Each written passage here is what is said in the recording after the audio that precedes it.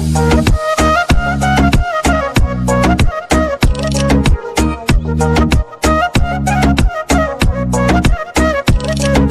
Morning बच्चों। यहाँ पर इंटीग्रेशन वाला चैप्टर चला हुआ था और इंटीग्रेशन में वैसे तो हमने इंडेफिनिट इंटीग्रेशन लगभग तैयार कर लिया था। अब उसके आप मुझसे डाउट पूछते रहेंगे, उन्हीं के अकॉर्डिंग आपको डिफरेंट वेराइटीज़ पता चलती रहेंगी इंटीग्रेशन की। जैसे मैंने कल भी कुछ असाइनमेंट्स भेजे थे बच्चों को, तो उसके अकॉर्डिंग ये डाउट निकल के आए हैं। अभी इन्हें डिस्कस करते हैं इस वीडियो में, तो फिर से आपकी वही पुरानी चीज़ें ताज़ा हो जाएंगी, मेमोरी में बार बार घूमती रहेंगी वही चीज़ें। जितनी भी ट्रिक्स हैं वो मैं आपको बता चुका हूँ, जितने भी मेथड्स हैं इंटीग्रेशन करने के वे सब डिस्कस हो चुके हैं। मेरे पास कोई नया मेथड नहीं बचा, लेकिन ये जो क्वेश्चन है इनके अकॉर्डिंग आपको वही चीज़ें रिवाइज होंगी। बस प्रॉब्लम क्या आती है कि बच्चा समझ नहीं पाता कि इंटीग्रेशन में एक्चुअली करना क्या है इसमें, मतलब वो उसको टाइप नहीं समझ पाता। वही मैं आपको बता देता हूँ। जैसे आप इस क्वेश्चन को पहचानिए, और इससे पहले वाले वीडियो में भी मैंने बताया था ये वाली वैरायटी के बारे में बात हुई थी कि जब बाहर x हो और अंदर x की पावर कुछ ज़्यादा के साथ एक कांस्टेंट आया हो, तो उस स्थिति में हम सबसे पहले क्या करते हैं, यहाँ बाहर एक सिंगल x है, वहाँ पर x की पावर 5 है। तो ये जो x की पावर 5 है ना, इसके डिफ्रेंशिएशन से ऊपर नीचे मल्टीप्लाई करेंगे। x की पावर 5 का डिफ्रेंशिएशन होगा 5x की पावर 4 अपोन में भी 5x की पावर 4 इंटू एक्स, और जी ये आ जाएगा x की पावर 5 प्लस 3 dx। इतना करने के बाद ये जो 5 है इसे तो बाहर ले लो आप इंटीग्रेशन से, वो 5x की पावर 4 dx ऊपर रहेगा, अपोन में x की पावर 5 हो जाएगा इन दोनों की मल्टीप्लाई होने से, और ये x की पावर 5 प्लस 3। उसके बाद आप पुट करोगे x की power 5 equal to t, x की power 5 equal to T put करते ही 5x की power 4 dx equal to dt मिल जाएगा, और ये पूरा इंटीग्रेशन चेंज हो जाएगा 1/5, ऊपर तो dt बना और अपॉन में x की पावर 5 को t, और ये बन जाएगा आपका t प्लस 3। अब जब डिनोमिनेटर में एक ऐसी फ्रैक्शन आ गई जिसको फैक्टराइज किया जा सकता है, ये 2 फैक्टर वाली आ गई, तो यहाँ पार्शियल फ्रैक्शन काम करेगा। अब आपको याद आया होगा कि जैसे 1/t इंटू टी प्लस 3 है, तो आप इसे a/t प्लस b/t प्लस 3 लिखकर उसके बाद आप यहाँ a और b की वैल्यू निकालेंगे पार्शियल फ्रैक्शन वाले मेथड से। जैसे भी आप करते हैं उससे आप इसे कर लेना।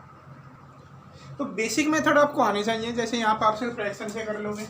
अब जैसे इस क्वेश्चन नंबर 7 की अगर हम बात करें, इसे अगर आप ध्यान से देखें, ऊपर लिखा हुआ है e की पावर x, अपॉन में भी अंडर रूट के अंदर इस तरीके से यहाँ e की पावर x आई, यहाँ पर इसे भी आप e की पावर x का स्क्वायर लिख सकते हैं। देखिए ऐसा करते ही क्वेश्चन आपकी समझ में आ जाएगा कि क्या होने वाला है। ये जो 5 माइनस 4 e की पावर x माइनस e की पावर x का स्क्वायर लिख लो, तभी तो e की पावर 2x बनेगा वो। ऐसा करने के बाद अब आप पुट करो e की power x equal to t, differentiation करते ही e की power x dx equal to dt हो जाएगा, और ये इंटीग्रेशन e की पावर x dx तो पूरा dt upon under root 5 minus 4t minus t square. और इसका इंटीग्रेशन भी अगर नहीं कर सकते तो फिर फायदा क्या है, इसका इंटीग्रेशन कर लेना अपने आप। यहाँ पर परफेक्ट स्क्वायर बना के इस टाइप के आप 5.4x सॉरी एक्सरसाइज 7.4 में बहुत सारे हैं परफेक्ट स्क्वायर बना के जो करते हैं नीचे वाले को। अब जैसे इस 9th क्वेश्चन को देखिए, cos x plus a upon sine x plus b, बहुत ही स्पेशल क्वेश्चन है जिसमें कोस और साइन आते हैं और सिर्फ एंगल का फर्क होता है। इस टाइप की भी मैंने एक कैटेगरी आपको लिखवा रखी है, इसे भी आप अलग से लिख लेंगे कि ऊपर नीचे कोस और साइन है, लेकिन दोनों में एंगल में कांस्टेंट का फर्क है। दोनों के एंगल की जो मेन टर्म है वो सेम हो, लेकिन बस एक कांस्टेंट का फर्क होता हो। तो हम पहले इस कांस्टेंट के फर्क को दूर करते हैं। वो कैसे किया जाता है, जैसे यहाँ पर ऊपर x प्लस ए है, नीचे x प्लस बी है, तो आप क्या करो, आप इसमें b ऐड करोगे और b को ही सब्ट्रैक्ट करोगे। जानते ना मैंने क्या किया, x प्लस बी और वो प्लस ए ऊपर से नोट कर लिया और एक माइनस बी, क्योंकि b को ऐड किया है, b सब्ट्रैक्ट किया है, और अपॉन में साइन x प्लस बी। अब आप क्या करने वाले हो, ये जो x प्लस बी है इसे एक अलग और a माइनस बी को एक अलग। दो अलग अलग एंगल मान लिया। अब यहाँ पर कोस ए प्लस बी का फॉर्मूला आप यूज कर ले। एक्स प्लस बी को हमने एक एंगल ए मान लिया, ए माइनस बी को एक एंगल बी मान लिया हमने, और यहाँ पर कोस ए प्लस बी का जैसे ही फॉर्मूला यूज करेंगे, फॉर्मूला होता है कोस ए कोस बी माइनस साइन ए साइन बी।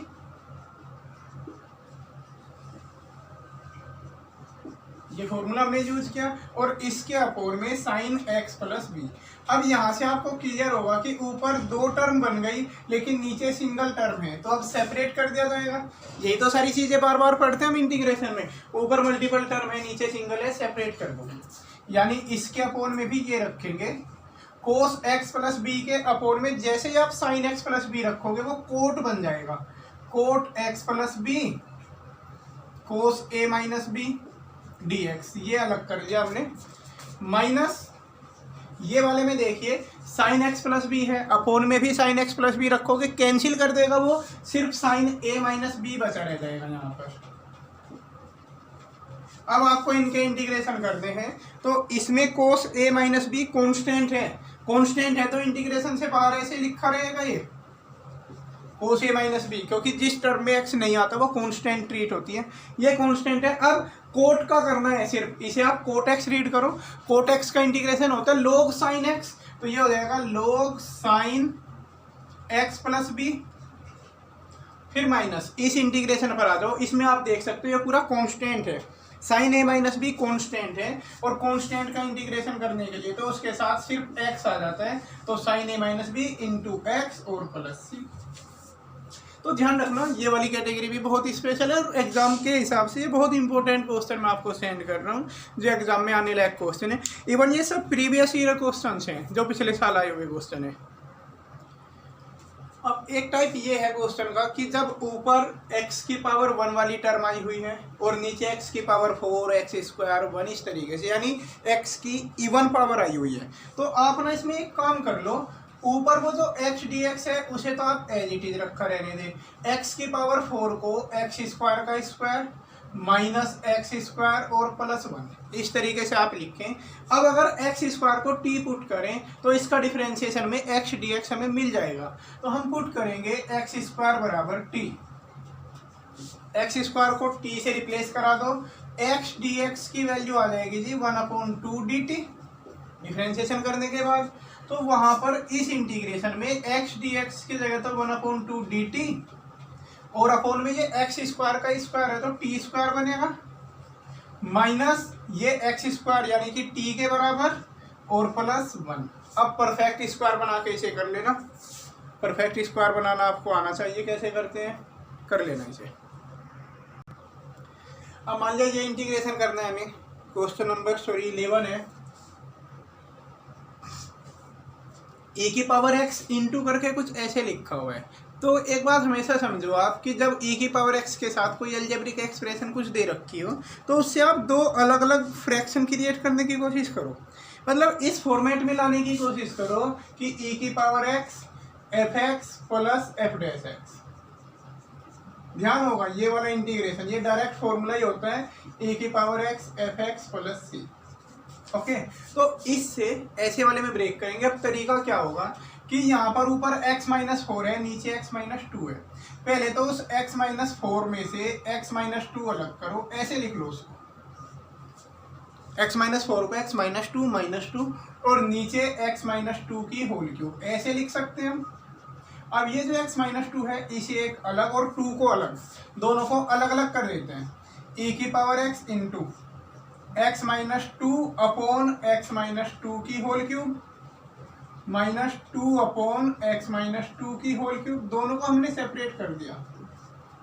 अब क्या होगा यहाँ पर x-2 से एक पावर कम हो जाएगी, अब ये बचेगा e की पावर x और वहां रह जाएगा 1 अपॉन x-2 की पावर 2 और -2 अपॉन x-2 की पावर 3। जब आप यहाँ तक पहुँच जाएं तो इनमें से फिर ये देखो किसका डिफरेंशिएशन करने पर दूसरा मिलेगा। अब अगर इसका डिफरेंशिएशन करें ना तो ये मिल जाएगा, क्योंकि इसकी पावर -2 बनाओगे और डिफरेंशिएशन के हिसाब से क्या होगा -2 मल्टीप्लाई में आएगी, पावर -3 हो जाएगी। तो फाइनली इसके डिफ्रेंशिएशन से वो मिल जाएगा। तो आंसर डायरेक्ट रख दोगे e की पावर x इंटू 1/x-2 का होल स्क्वायर। e की पावर x इंटू fx वाले तरीके से हमने इसको कर लिया, ठीक है। अब इसका एक क्वेश्चन नंबर 5 है, ये बहुत स्पेशल वैरायटी है और इसके ऊपर मैं एक सेपरेट वीडियो ही बनाऊंगा। क्वेश्चन नंबर 5 को मैं नेक्स्ट वीडियो में डिस्कस करूंगा। अभी के लिए इतना ही। इसमें बहुत ही स्पेशल कैटेगरी है इस 5वें क्वेश्चन की, ठीक है ना। तो अगले वीडियो का इंतजार करें उसके लिए और इनको समझने की कोशिश करें।